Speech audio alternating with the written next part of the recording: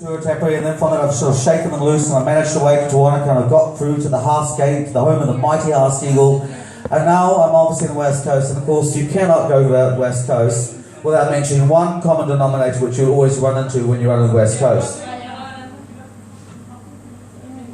Rain. Now, most of the poems in the book are actually mine. There are a couple that are from furry friends, and this particular one, I actually don't know who, it's just an anonymous poem, quite famous in the West Coast, for obvious reasons. You find it in cafes and hotels all over the place. It rained. It rained and rained and rained. The average fall was well maintained, and when the tracks were simple bogs, it started raining cats and dogs. And after a drought of half an hour, we had a most refreshing shower. And then the most curious thing of all, a gentle rain did begin to fall. And next day, but one fairly dry, save for one deluge from the sky, which witted the party to the skin. And then at last, the rain set in. So, which has actually been unfair, because when I was on the West Coast, the weather was actually perfect for 95% of the time. And I found the West Coast to be a particularly fascinating place, not just because obviously the incredible bush and environment of the whole area, but the people and the history of the area. And on one level, you know, it's an incredible place, and the history is amazing. There's people like Captain Moonlight, this incredible gold prospector who could have come out of a James Bond movie. But it also is a very incredibly rough and tough place, and we obviously know about things like the Pike Mine River, one of a series of mine disasters which go all the way back to the Brunner mine and the Denison mine disaster, which is where my great-grandfather came from. A very tough and rough place, which in turn, of course, we move forward to the modern day, and we've got situations like 1080, and you've got activists like Peter Salter that are actively trying to kind of say, well, no, we don't need 1080, we've got all these hunters, let them get out there and hunt, use that product to create this unique New Zealand product which you can't get anywhere in the world. But as I said, it's, you'll face from time to time with the fact there's so much damage done there from mining, forestry. It's a pretty rough and tough. And so along the lines, I came up with another poem, which was not one of mine, but from a very good friend of mine, Kim Shaw-Williams, who was a possum hunter and today is a very esteemed academic in Canberra. And this is a little poem called Look at the Monkeys.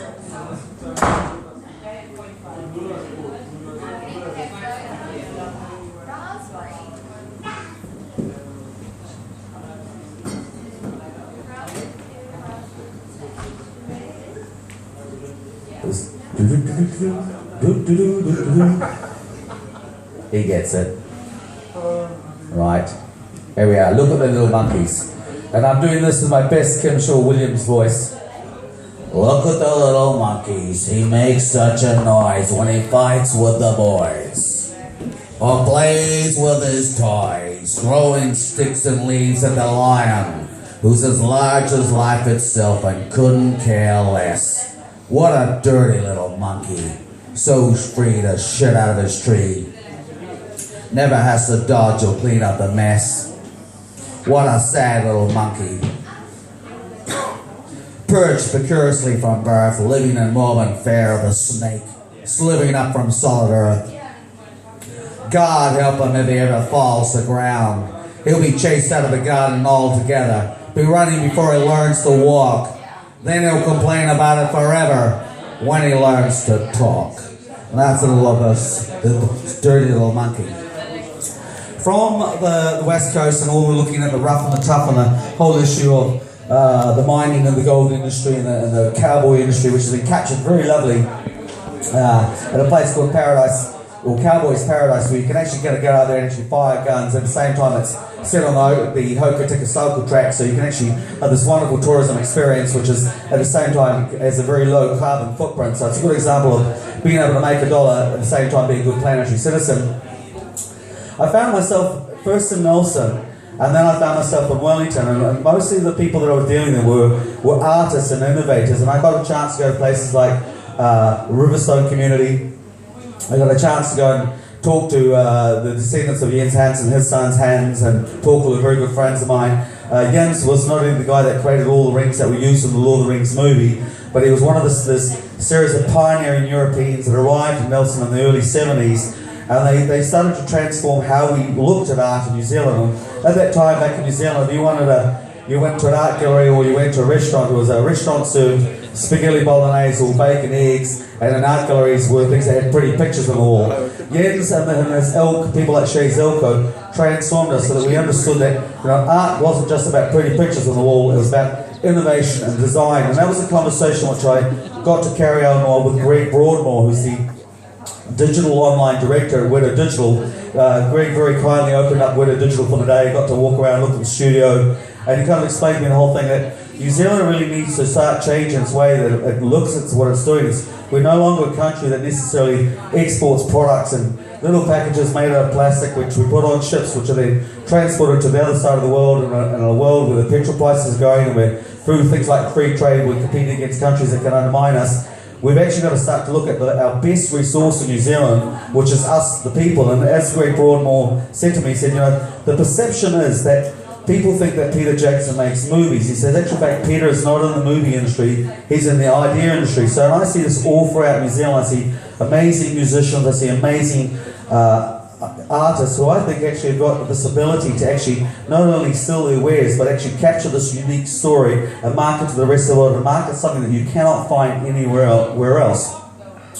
From that, this sort of thing has been picked up. Some communities have really got it. I believe Riverton is one of these communities, whether it's the Riverton Arts Centre, the Riverton Environmental Centre, they understand this. Wairarapa is, again, you go to places like Wairarapa, very, very strong artistic community, but you also notice an absence of things like Burger King and Warehouse. It's all about local, small is actually beautiful, but also having these products which actually reach a top tier price overseas.